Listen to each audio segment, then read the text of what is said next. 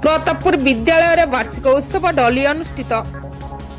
प्रतापपुर सरकारी उच्च प्राथमिक विद्यालय वार्षिक उत्सव डली अनुष्ठित हो जाइछि। प्रधान शिक्षयित्री संतोषिनी नंदन सभापतित्व आयोजित सभारे मुख्य अतिथि भाव पूर्वतन जिला शिक्षाधीश डॉक्टर प्रमोद कुमार पंडा जोगदे विद्यालय उत्तम छात्री डली परी अनेक डली सृष्टि करने परामर्श देथिले।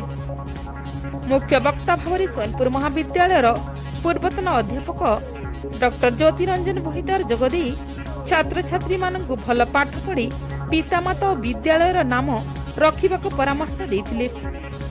सम्मानित अतिथि भाव सोनपुर गोष्ठी शिक्षा अधिकारी लक्ष्मण मिश्र जोगदे शिशु को चापमुक्त हो शिक्षा ग्रहण करने को मार्गदर्शन करथिले।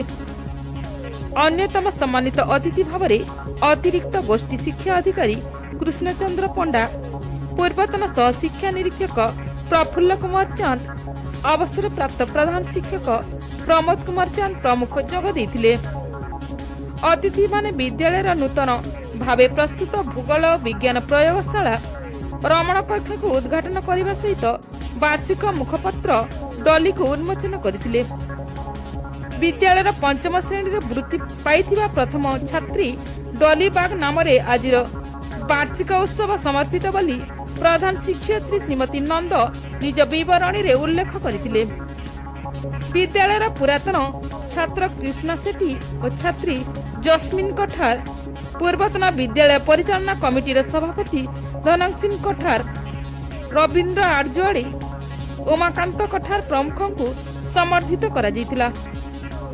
पूर्वर अनुष्ठित क्रीड़ा प्रतियोगिता रे कृति प्रतियोगी मानक अतिथि माने पुरस्कृत करथिले।